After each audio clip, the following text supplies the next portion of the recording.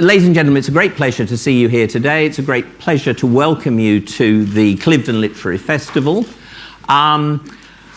We have a packed panel to talk about 100 years of Zionism and the Balfour Declaration. We will try and keep to time, but let me first of all just introduce our panelists. First of all, Lord Rothschild, Jacob, 4th Baron Rothschild. He's the great-nephew of the man to whom that letter on your seats was addressed, the 2nd Lord Rothschild, Walter Rothschild.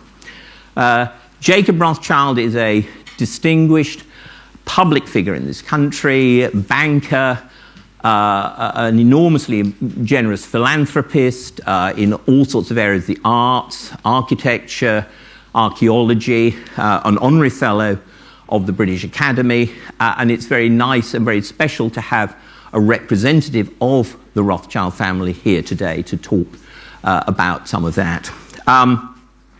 Simon Sebag Montefiore, descendant of another very distinguished Anglo-Jewish family, a journalist now, a best-selling author, both of fiction and non-fiction, known to you, I'm sure, through television appearances and also through some of his books, which include, I think, recently a book about the Romanovs, and also, of course, a history of Jerusalem, a wonderful, revealing, very readable history, a biography, as he calls it, of a unique city. Howard Jacobson, hot foot from his earlier appearance just in the marquee down the road. In his youth, I think a university teacher, but unlike me, he saw the light, got out, and has written a whole series of very engaging and quirky novels, including one of them winning the Man Booker Prize. Known for his sense of humour and his quirky take on, I suppose, really what it is to be Jewish today in the modern world. And of course, his novella Pussy has caused a great sensation, a satire on the oddities of trumpery in today. Now, the last one, I can't remember your name. So, Simon Sharber, an Essex man who certainly doesn't fit the stereotype. You want to see his shoes? So, a historian of huge breadth and vision, a whole range of cultural, political history, a whole range of countries, somebody who's become really a public intellectual on both sides of the Atlantic. He's done a whole series of very important programs on television, series on television. Most relevant at the moment is, of course, the Story of the Jews, which I think was came out in 2013, and Simon has now followed that story up in more detail in a historical trilogy of books, of which Volume 2, Belonging, has just appeared. Right. I'm really here, I'm told I'm here to try and keep order and time, which is going to be impossible with this quartet. But I have some vague qualifications in that I have written a book called The Long Shadow about the history of the legacies of the First World War. And I've also doing at the moment a radio documentary for BBC Radio 4 about the Balfour Declaration and the war in Palestine in 1917, and that will be aired on the 5th of December, I think. So that's enough by way of introduction. Being a professor, I thought you should have the text on at your disposal, because this is a very short document. 67 words, I think, the actual declaration, one sentence, but a sentence that has been of enduring importance and, of course, enduring controversy in the Middle East and in the world today. And to try and talk a little bit about this is what we're going to do today, and we want to give time for questions from the audience as well. So to start off, Lord Rothschild, would you like to give us a few words on what you think, about the significance of the document and your take on it? Sure. Thank you. Thank you very much. You asked me to talk about three things. First, a bit about the document and Weizmann, then a bit about our family and our involvement, and lastly, the whole question of the Balfour Declaration in Israel. And it's rather a formidable task with the panel you have, but here we go. I think you've all read this, have you? So I won't read it to you again, but as Weizmann said of the Balfour Declaration, miracles do happen, but one has to work very hard for them. And the first question we have to ask ourselves is how, against such overwhelming odds, such a miracle could have come about. Well, you have to think back before Weizmann to about 1900, when Herzl came to address the Zionist Congress, and he'd already written his Zionist Bible and was seen as a kind of modern Moses. And in his opening speech, he spoke, "England, great England, freedom-loving England, from here the idea of Zionism will soar higher and higher." But he died, tragically, age 46, in 1904. And Zangwill wrote of him, not dead, because immortal, and went on to write his poem, which began, "Farewell, O Prince, farewell, O sorely tried, you dreamed a dream, and you paid the cost." Weizmann then took up the cause, and we ask ourselves, how could Weizmann, who came from a village in the plain of Russia, who spoke hardly any English, had no money, no particular reputation, living in Manchester, how could this guy penetrate the British establishment against vehement opposition from assimilationist Jews in England, for example, Edwin Montagu, who was serving in a cabinet which, however, saw the advantages of having world Jewry on Great Britain's side? Weizmann's efforts came at a grim moment in the Great World War, when the Turkish Empire was disintegrating. And one thing one shouldn't forget is contribution as a scientist, which was a very considerable one in the field of acetone and munitions to the war effort. But he was one of those rare individuals who changed the course of history. There are only a handful of them. He was a consummate diplomat, a man of tremendous charm and brilliance in forging relationships. I'll give you an example close to home for my family. He was introduced to my late cousin, Mrs. James de Rothschild, the daughter-in-law of Baron Idmore, who I'll come on to, when she was only 19. He wrote to her no less than 33 times between 1914 and 1916. And in that period, he organized no less than 2,000 personal interviews and wrote 1,000 letters. And the historian, Sir Charles Webster, went so far as to describe Weizmann's achievement as the greatest act of diplomatic statesmanship at a grimly undecided stage of the First World War. So that's a bit about Weizmann. Now, if you take our family's connection, and I won't dwell too long on that, it goes right back to the 1880s. Simon actually wrote a book about it, his first book. Goes right back to the 1880s, when from France, Baron Edmond de Rothschild, following the terrible Russian pogroms, gave his support to the pioneering activity of the early Zionists to establish communities and his industry in Israel. And his son, my late cousin Jimmy, he'd moved to England because of the Dreyfus case in part, and he and his wife, Dorothy Dolly, carried on Edmond's philanthropy. Jimmy gave the Knesset building to the State of Israel, and his wife, Dorothy, offered the Supreme Court building. On the English Rothschilds' side, the first Lord Rothschild, Natty, was deeply concerned with a lot of the Jews in Russia. And Herzl had made many attempts to meet with him, and finally they met in, I think, July of 1902.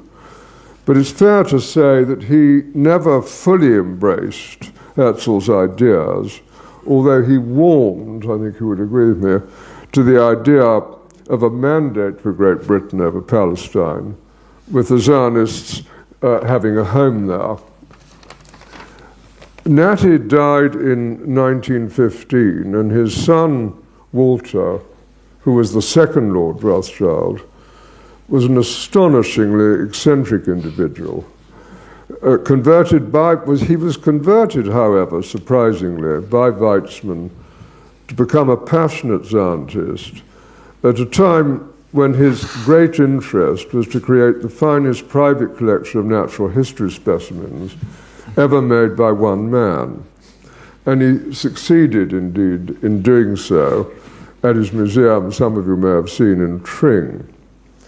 He never married and would ride around the park in a zebra-drawn carriage on top of one of his 144 giant tortoises from the Galapagos.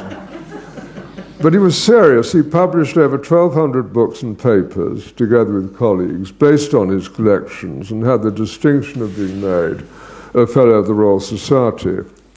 Then the sort of thing happened that he, through his sister-in-law, Rezika, a Hungarian lady who'd married my grandfather, he met Weizmann, and he became convinced that the future of the Jews lay in Zionism. And he was fairly soon perceived as the lay leader of the Jewish community, which is why the declaration was addressed to him. Now, just a quick word on the present generation's commitment, which came about through two quite separate branches of the Rothschild family and devolved to me through inheritance of the title and through my cousin Dorothy Dolly entrusting me with the work of the family foundation Yad Hanadiv. We employ about 40 people in Jerusalem, supporting a wide range of activities, including education, technology, environmental issues, and facilitating employment for the Arab communities. And we're now, you didn't see it, I think, deeply engaged, it's a large hole, the building site, in the creation of Israel's new National Library in Jerusalem to serve the people of the book and indeed all faiths. Now, briefly, the third subject you asked me to talk briefly about, and the most difficult one, the importance of the declaration to the State of Israel. Surely one can start off by saying it was the foundation stone of the state. And you said in your excellent book, The Long Shadow, The Great War in the 20th Century, that the declaration itself was two-sided. It was a moral commitment, but an ambiguous one, to Jews and Arabs. It had no legal standing. The public act of recognition to Zionism was to be formalized after Churchill presented to Parliament the Churchill White Paper in 1922, which was emphatic in its support of Zionism. That paper was submitted to the League of Nations in Geneva and approved. And as Weizmann put it, it represented the Magna Carta of liberation, a decisive event in Jewish history. And it gave Zionism the legal right to move towards statehood. And that in turn led to the establishment of the State of Israel following the United Nations resolution of 1947. So after 2,000 years of persecution, the Jews were at last to return home. And as the poet touchingly, Robert Frost, wrote in The Death of the Hired Man, home is the place where, when you go there, they have to take you in. And every Jew in the world has the right of return to live in Israel. The greatest prize, of course, of all remains the one of peace. And the problem is that with Israel sandwiched between Hezbollah in the north and Hamas in the south, both fed by Iran, both hell-bent on destroying Israel, the barrier to peace remains, together with the fear that at any time an aggressive coalition of countries could launch a war of annihilation. Now, it's fair to say that in spite of these threats and wars over the 100 years since the declaration which we're marking, the Jews have created a country which has made unimaginable progress. The story is surely one of the most extraordinary in the history of mankind. No doubt many of you will have questions about the declaration, which set out to establish a society which would ensure the civil and religious rights of its non-Jewish residents. An enormous amount remains to be done, but I'd still like to end these few remarks by saying that I'm a strong believer in Zionism, the Declaration, and the State of Israel. Thank you very much. Thank you.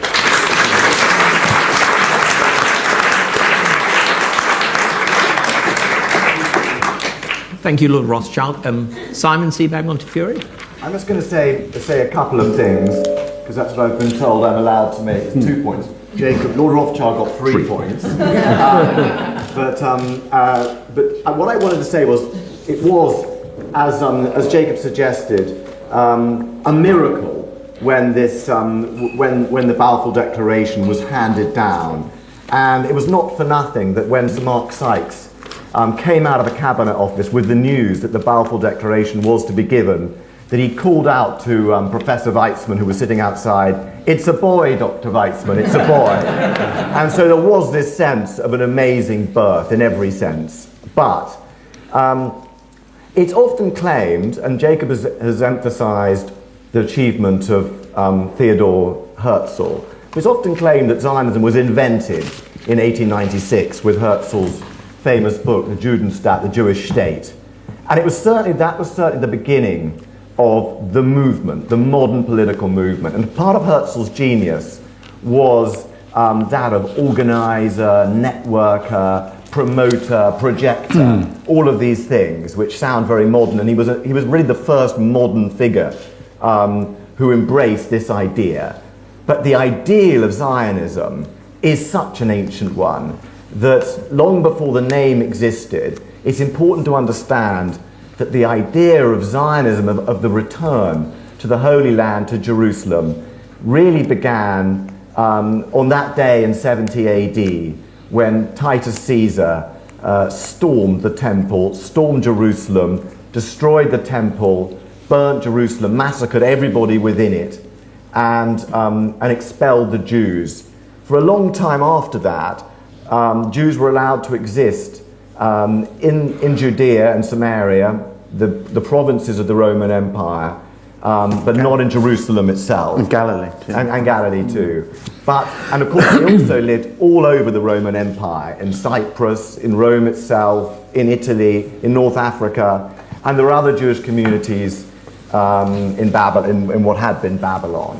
Now, in 132, Simon Bar Kokhba launched another massive rebellion against Emperor Hadrian. And when Hadrian put down that rebellion, he massacred and annihilated or exiled much of the Jewish community that was still in what is now the Holy Land. And he changed the name of Jerusalem to Aelia Capitolina. He changed the name of Judea to Palestina after the ancient biblical enemy of the Jews, the Philistines. And from then on, it was known as Palestine. But whatever its name is, the Jews of the world, many of them now in the diaspora, longed for that temple. And under the Byzantine emperors, when they converted to Christianity, they were again banned strictly from the temple. They could pray around the walls. When the Persians took Jerusalem in 612, 614, the Jews, for the last time before modern times, were given Jerusalem and the temple to run, and they did that for 2 or 3 years before it was reconquered by Heraclius. They returned to Jerusalem with the Muslims in 638. And there they remained until the Crusades, when they were all massacred in 1099. Again, when the Muslims retook the city in 1187, Jews again lived in Jerusalem and were allowed to pray around the walls, around the temple.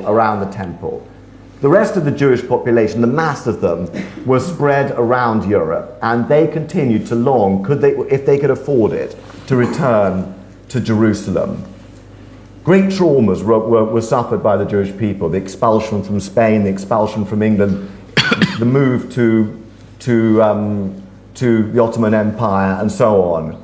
And fortunately for the Jews, in the 17th century, a Hebraist sense arose among the Protestants, who believed that in order to fulfill ancient biblical prophecies, the Jewish return was essential for the second coming of Christ. And in some ways, the secular leaders like Churchill, Balfour, Lloyd George, who delivered the Balfour Declaration, were the successors of these people.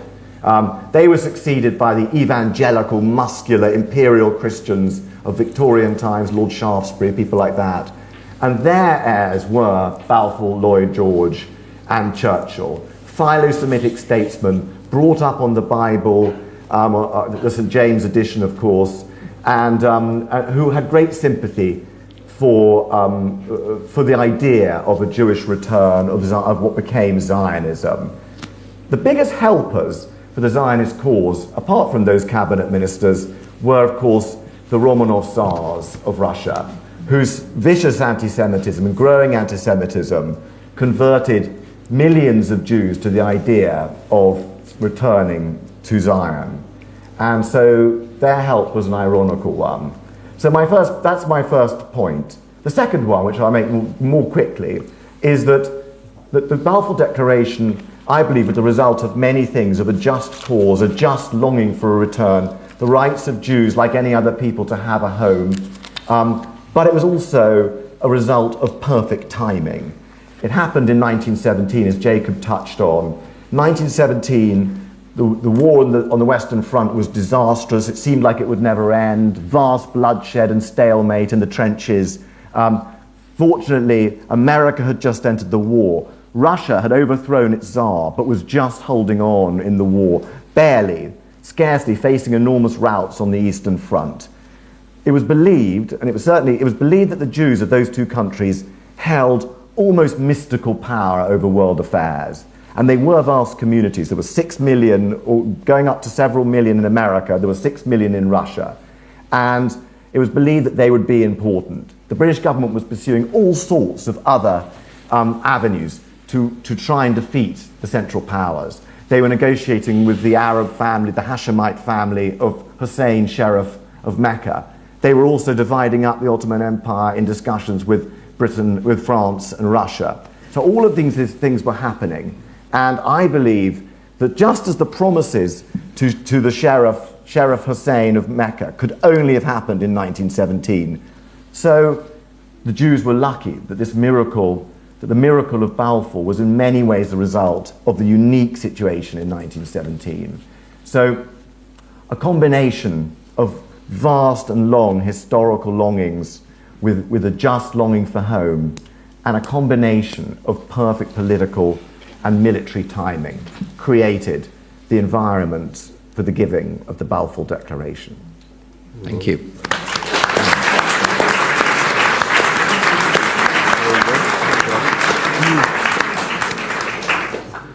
Howard? Jacob was allowed 3 comments, and Simon was allowed 2 comments, and I'm allowed 1 comment. And I actually think that's too many. I haven't got the right to a comment in this company. I mean, this is astonishing authority on this subject. It's hard to imagine being in a room and having people who know more about this subject, or who should be listened to more. I have no right to be listened to on this subject. I speak only as an ordinary angry Jew. And my anger is rooted in, well, it's rooted in many things. But in this context, it's about why it is that Zionism has become the dirty word it is, and why do we allow it to go on being used in that particular way.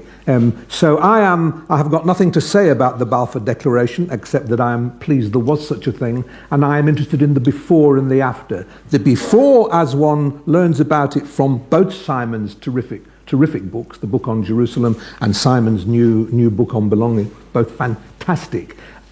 Fascinating stories about what leads to the Balfour Declaration, what was going on in the world of Jewry before the Balfour Declaration. Very few historical events are just of that moment. This is a particularly complex one. What we're going to discover in the next few weeks is lots of people lamenting the Balfour, more than lamenting the Balfour Declaration, as a terrible moment, as though dropped from the sky, as though, wished upon innocent people by guilty people, as though it came from nowhere. And what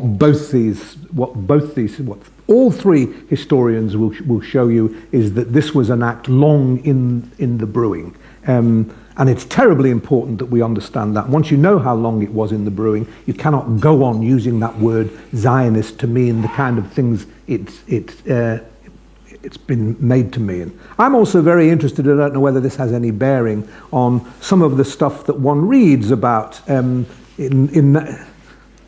and this is quite late in the piece, in 19th century, both 19th century Russian and 19th century English literature, about the condition of Jews and the way in which, for many,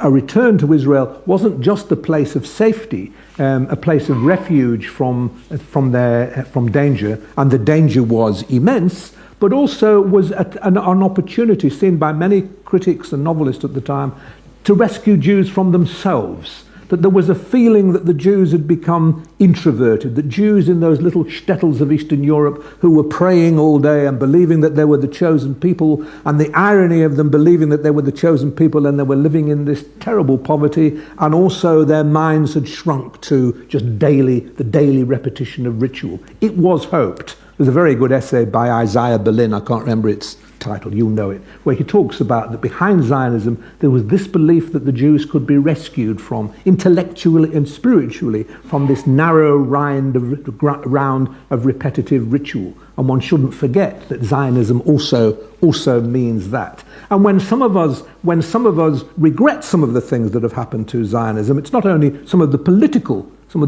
consequences, but I regret. I'm an angry Jew, but I'm very much an angry secular Jew. And my understanding of the great idealism behind Israel was that it should be a place of refuge for all Jews, religious and non-religious, but it certainly should not have been not a place dominated by religiousness. Whenever I see religiousness dominating things in Israel, I regret what happened to the secular dream. This was a place where people would write poetry and be intellectually free from the chains of their own making. One should never forget that people enchain themselves as well as anything else. So I'm a before and I'm an after. And as far as the after is concerned, what do we do? I say, this is almost.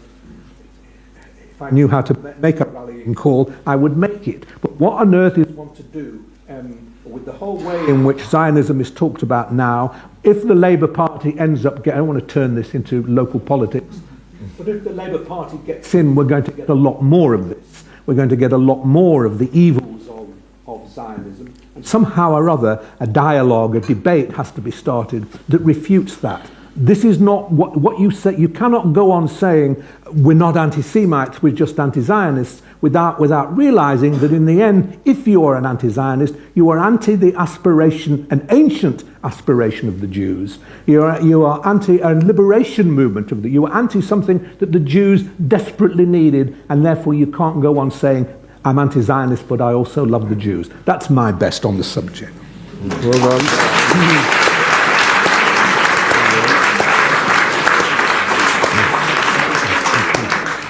Simon. Well, on this running down, I get naught comments, really. Good, well, we'll open up for question and answer. Not something I'm used to. Oh, sorry, you're still talking. Yeah. So actually it liberates me to make like 12, I think. Yeah, to Howard's last important point, about Israel really being founded, as David Ben-Gurion thought about it, as a place for all Jews, in which religious Jews would have a place but not be necessarily the dominant force. As has been pointed out by Shlomo Avineri and others, including me, Herzl's understanding of the title of his book, the Judenstaat, was not the Jewish state, it was the state of the Jews. That's not the same thing. And that particular argument about what that semantic slide means goes on with tremendous ferocity, as you all know. I want to just say, I'm going to be in a position to which I'm not at all accustomed, the kind of Arab on this panel in just a minute. But I want to preface it by saying it's very important to understand, actually, as both Simon Sebag Montefiore and Howard said, the particular moment. By 1917, at least 600,000 Jews have been deported in the Russian Empire alone, partly as a result of pogroms, partly as a result of the movement of the army. Those Jews were homeless. One of the most important words in this entire document is home. And whether home necessarily implied the inevitability of statehood, as Jacob rather implied was the case, is again rather a moot point. But home and homeland it definitely did. Very important too, I've been going around saying this. I was very struck when I was working on belonging, that if you came into a Russian city like Kiev or Lizvetgrad or Kishinev that had just experienced a pogrom, the first thing you'd see were feathers, enormous kind of blizzard of feathers. And the reason for that is that before they actually beat up and try to murder Jews and assault small children, the stabbing was at bolsters, and that's one of the few scenes in Fiddler on the Roof which is accurate. Furniture was smashed up. The idea was to say, you will never have a home. You will never have a home. Your home is provisional. And so the message was received loud and clear, and something else happened, which is almost missing from all histories of the Balfour Declaration and of the moment. It's thought that between 150 and 200,000 Jews were killed between 1914 and 1917, not just talking about deportations. Why? Because they were treated as spies in the area, particularly the Ukraine and Poland, occupied by the Russian armies, and because Yiddish sounded like German. It was thought if a Jew was rich enough to have a telephone, he was communicating with the enemy. And the answer to that was first to uproot Jews, and then if they took a little time in going, wading knee-deep in those feathers, they were killed. And if you wanted to make the case, actually, that there would never... one other point, rather important, in this mix of making a case for Zionism as a matter of imperative urgency, a blood libel case that happened in 1913, the so-called Baylis case, in which it was argued, yet again, that Jews needed to slit the throats of Christian children in order to bake Passover matzot. So these horrors, which were thought to have been evaporated with the inexorable march of modernity, not only had not evaporated, but as pretty much all the speakers have said, were growing worse. Now, on to my role as an Arab here. The issue, it's often said that, the quote is often made that Zionism always thought it was for people without a land moving into a land without a people. But no Zionist ever said that. It was said actually by an evangelical missionary, American, early in the 19th century. The notion that Zionists never paid any attention to the incredibly intractable problem that they were outnumbered in Palestine at the turn of the century. They're not in Jerusalem. Jerusalem had long had a large Jewish majority, in fact. But they are outnumbered by 6 to 7 to 1. It's not true. They thought about it a lot. And the one who thought about it most intensely and most eloquently was Ahad Ha'am, initially an agent for the Vysotsky Tea Company in London, but a great journalist in Hebrew, great poet, great writer, and he worried incessantly about this. He was hostile to Herzl precisely because he thought there should be an organic Hebrew-speaking Jewish settlement, therefore a home, yes, not necessarily a state. And the issue the intense issue, which will indeed be canvassed over the next few weeks, is whether or not it was possible to promote Arab nationalism and Jewish nationalism, an Arab home and a Jewish home side by side. A complicated, very specific issue of where the borders of the Arab state promised by McMahon and by the war government to Sharif Hussein of Mecca and his two sons Faisal and Abdullah, where those borders were and whether they included Palestine or not. The French certainly believed they did not.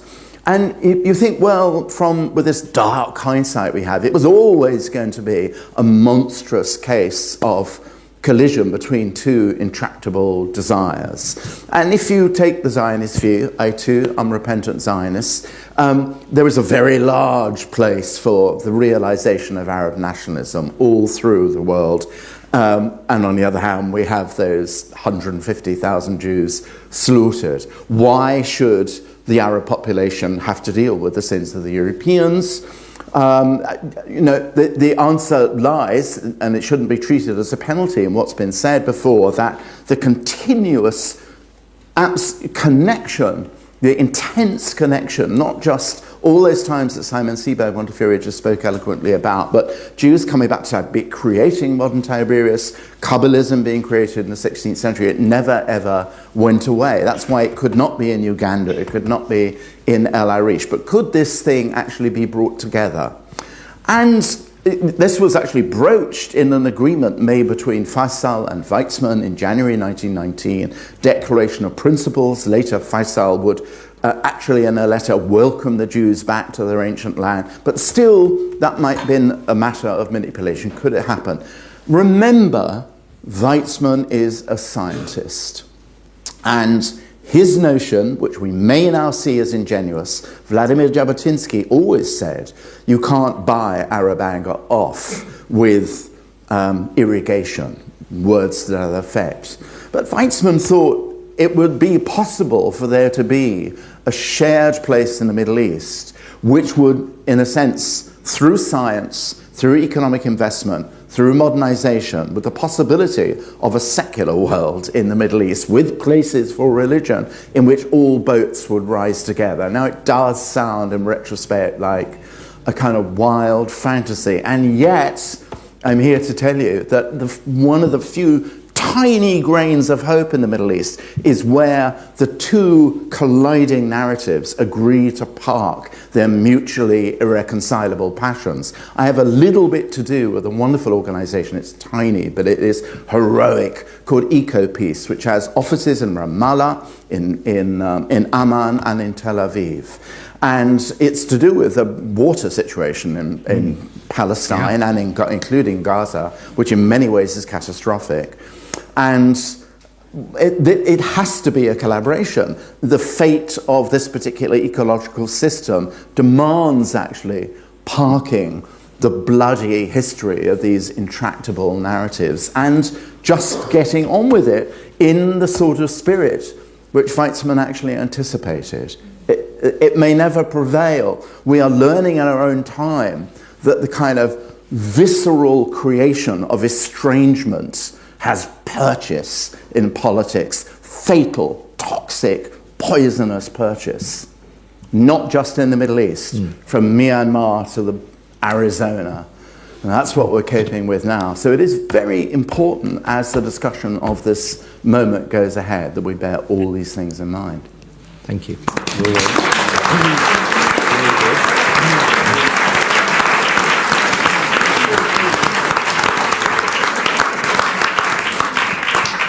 Thank you, Simon. Thank you very much. A reminder, if you like, that water is thicker than blood in some ways.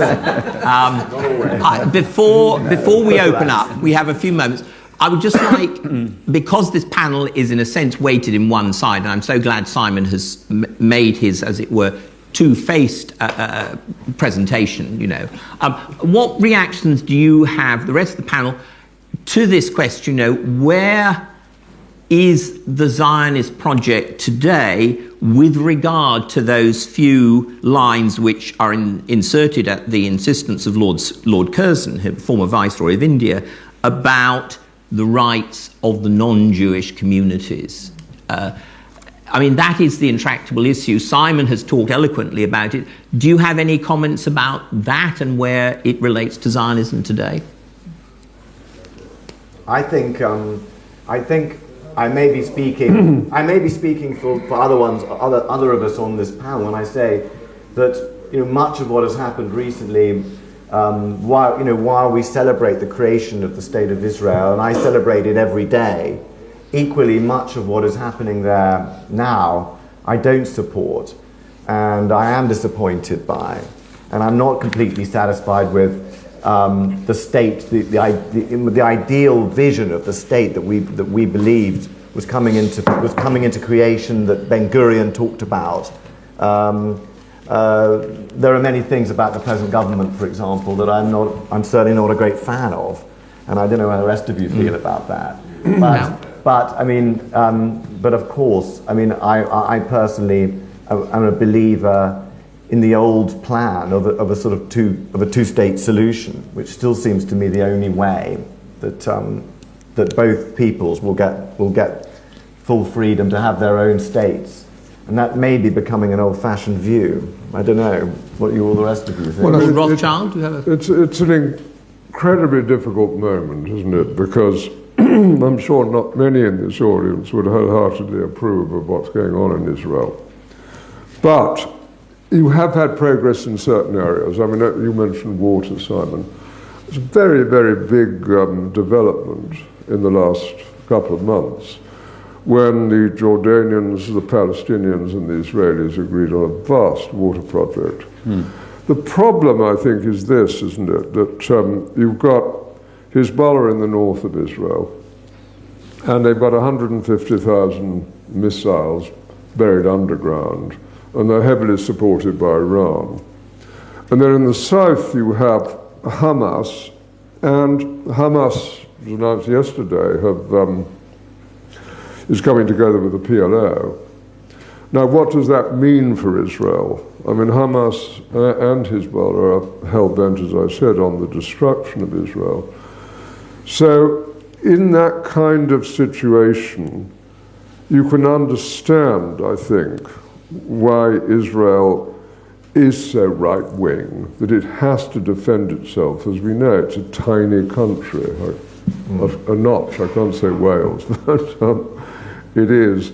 And therefore, it's just one of those very awkward times in history which will have to unravel, I'm afraid, over a period of many years before things get better. Of course, in an ideal world, a two-state solution would be a good thing. But if we import into the Palestinian territories Hamas on the one side and Hezbollah on the other, it's too big a price to expect the Israelis, too big a risk for the Israelis to face up to today. Howard, do you want to add anything before we open up to questions? Not really. I was just thinking of how Amos Oz, I go to the writers, really. Yes. I'm sentimental about the Israeli writers. I think they'll probably know. Amos Oz used to say the tragedy of that part of the world was that two people had equal rights. Two people were equally in the rights. He's got much more gloomy recently and said the tragedy of this part of the world is that two people are equally wrong. Yes. And that's upsetting. But one does have to wonder, while agreeing with what's just been said, does it help the cause that the liberal West is unable to be even-handed in its dealing with, in its thinking about Israel? I remember Yehoshua being on television a year or two ago saying, I'm not going to say I want the West to stay out of this. I want the West to interfere as much as it can. I just want it to interfere even-handedly. And would it not be the case that if we were more even-handed, we would not create impossible expectations in the minds and hearts of the Palestinians? Let's open up now. I'll save you. No, come on. We need to give the audience time. You can come back. Can you keep your questions to questions rather than statements? I'll take maybe one or two questions and then feed them to the panel, and I'll start with Simon so he can get in whatever he wants. Mike, roving Mike, can you wait and put your hand up, and then we will get the roving Mike to come to you. My goodness, you silenced? Good. A couple of hands there in the middle. First of all, absolutely outstanding. Thank you very much. My question is about the decision of the US yesterday to pull out of UNESCO from next year. I wondered what your thoughts were on that. I mean, despite your scepticism about Trumpian isolationism, was it not justified for the US to do that, given that UNESCO has denied so often that historical connection between the Jews and the Holy Land? Fine. And I think somebody next to you. Could you please contextualise a bit more? Simon Sebag Montefiore touched upon it, about collapse of empire, growth of nationalism, and why the idea of Zionism was so unique in an era of multiple expressions of national identity and aspirations, such that India, Pakistan, and same of Israel's creation, about 2 million deaths there, yet all the attention seems to carry on being on Balfour Declaration and Israel in this year. Fine. Those are two very good questions. Let's take some answers to those first of all. So first of all, the question of the decision about UNESCO, and then this larger question about Zionism, if you like, as a form of nationalism, which is so vigorous at the end of the First World War. You should answer that. No, I mean, I'm... Yeah, go on. Well, okay, why don't you start? Do you want to? Oh no, well, no, not really. I mean, I do have views, but they're very terse. I think. I think on the UNESCO question, this is like probably the only thing that Donald Trump's done that I wholeheartely agree with. I mean, UNESCO has been notorious for 40 years as a completely biased organisation of frankly amoral views. Propagated by dictatorial, brutal regimes which were obsessed with anti-Zionism, anti-Semitism, and which were deeply unfair to the Israeli narrative. One of the key things, one of the reasons I think probably all of us write our books in different ways, is to tell people the narratives of people, the stories that exist. And the only way peace will ever come to the Middle East is not just with two people with equality sharing a land, but also recognizing each other's narratives, each other's stories with truth. Now, when I was researching Jerusalem, for example, I'm sure you've had the same experience, I remember talking to Palestinian archaeologists who had just announced that there was never a Jewish temple in Jerusalem. And so when I met them, I was slightly nervous. I said, I'm kind of looking into the Jewish temple in Jerusalem. What Jewish and they temple? said, who they had just announced with Arafat and all sorts of the people, with the PLO agreement with Abu Bakr, that there would never been a Jewish temple there.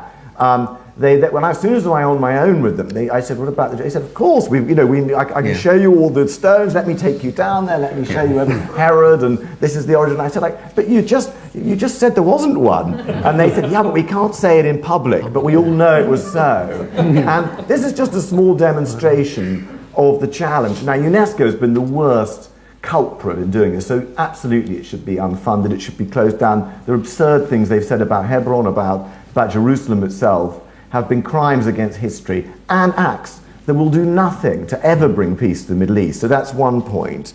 On empires, there's a great myth on empires and nationalism. There's a great myth that the Ottoman Empire was this kind of wonderland of religious and administrative efficiency, religious freedom, gentleness, tolerance, cosmopolitanism. None of these things were really true. In the 16th centuries, in the time of Suleiman the Magnificent and his son Selim the Sot, there had been great tolerance of Jews. They'd welcomed many Jews, for example, from the deportations and the expulsions in the West. Joseph Nazi, who was one of our great heroes, had actually found, who was sort of known as the Great Jew, was one of the most powerful men in Europe, close advisor to the Ottoman sultans, had actually founded a small Jewish homeland around Tiberias. Yeah. And it was just one example of many about how the idea of Jewish return goes right the way through these 2,000 years. But after that, the Ottoman Empire had become a chaotic, shambolic, impoverishing organization. They'd ruined much of the Arab world. They'd impoverished it. A situation the Arab world has still not really recovered from, not to speak of Jerusalem, which was half empty, a wasteland, Palestine, which was extremely poor. And so the myth that the breaking up of this empire was a tragedy in itself is preposterous. But no one quite knew what to do with this vast territory. And no one's had much idea. Arab political leaders haven't shown much more idea of how to rule these countries since either, nor has international diplomacy. And so it's a great question, the relationship between nationalism and empires. Perhaps I should hand over to someone else then before I go on any longer. But do you want to... I was going to say, I mean, I think your question is a very apt one. And of course, if you put this in a larger context, this is why George Kennan, the American diplomat and historian, called the Great War the seminal catastrophe of the 20th century, because so much was broken, so much was opened up, and so much was on the table in 1919. Now, you're talking about Weizmann and Faisal and so on, but at the Paris Peace Conference, you have Kurds who want a state of their own, Ukrainians who want a state of their own. If you take the case of Thomas Masaryk, I mean, this is the gestation of the Czechoslovak state, something that carries on up to the 1990s and finally breaks up in after the Cold War is over. And there are certain ways in which it is interesting to think about Zionism and the Zionist project within that moment of the breaking of empires and the creating of nations. Let's take another round of questions. Yes. Thank you. Yeah. So thank you. That was an exceptionally interesting series of talks. So I'm a teacher in secondary school. Part of what I'm teaching at the moment is an unassessed, there's no exam, series of lessons about the Holocaust. I'm also a part-time student at the University of Oxford in education. Okay, and your question?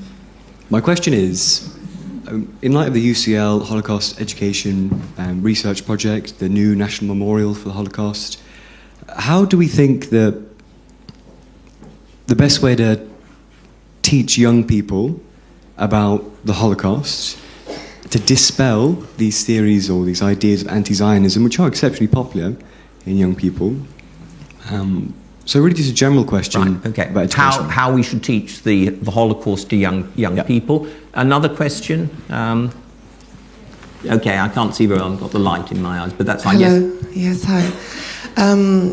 I found it quite interesting, the point that was made about what Zionism means today, as opposed to what it meant before the Balfour Declaration. So I'd like to get some views from the panel about what was Zionism before, and what does it mean today? I mean, does it mean, what are the reasons that it has some negative connotations? And can that be shifted in some way? So it'd be good to get some ideas on how the word Zionism could mean something closer to what it meant before the declaration, about having a homeland, having free speech, and a place in which we can express ourselves for people who are not necessarily always of one religion, but generic. I mean, my father is originally Palestinian. He was born in Haifa, and we became refugees, and it would be, and we don't have the right to return to this country. So it would be interesting to have that view from the panel of how it could be a place for everybody. Thank you very much. And I've got one more question. We'll take that, and then oh yes, somebody at the right at the back.